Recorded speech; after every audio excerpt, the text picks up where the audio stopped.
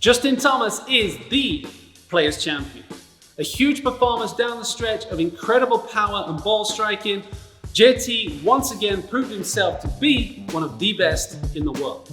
One of the main factors to look into in terms of Justin Thomas's physical performance is his incredible use of the ground, creating those massive ground reaction forces and basically creating incredible speed and leverage through really good footwork. And that is what we're going to look at today. We have 3 progressions through some lateral and rotational jumps that are going to allow you to use the ground like JT. With the golf swing and with these 3 drop jump protocols, you need to be able to stabilize, engage, and fire through your feet and through the ground. So, movement number 1 is going to be the lateral bound. Okay, so this is a really simple way to get started, and you can increase over time the amount of distance you travel and therefore the amount of pressure and force you create. So what you're trying to do here is literally go from side to side with great footwork, ensuring that when you hit the ground, the whole of your foot is engaged, it's working against the ground. You then balance your core over that standing leg, balance, and then return in the opposite direction. Okay, so you're using your own body and that momentum to create those ground reaction forces in a rebounding pattern.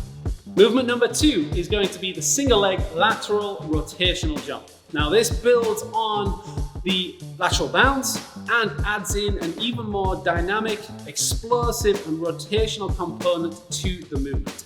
So we're going to create that torque and that rotation down into the ground. We're really going to use our body weight to pressure and push against the ground, and then as we extend with as much speed, as much force as possible, you are going to take off and land at 90 degrees from your starting position. Okay, so not only are we creating those huge ground forces, the torque, the rotation, also ensure that you land as well and optimally as possible, because the deceleration profiles are also extremely important for joint positioning and the ability to accelerate when starting out. Movement number 3 is the rotational box jump. So here we add in the platform, which means that as well as lateral, we need to add in the vertical. So this is a progression further on. We're going to use the whole body to elevate, to extend the hip, and to basically move our mass as much as possible. And the only way to do so, back to those ground reaction forces.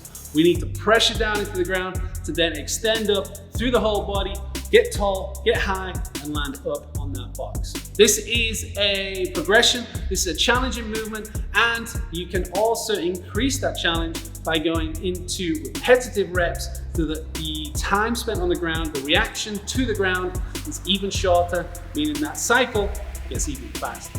Now these 3 movements are an incredible way to put more power, more speed, and more rotation into your game.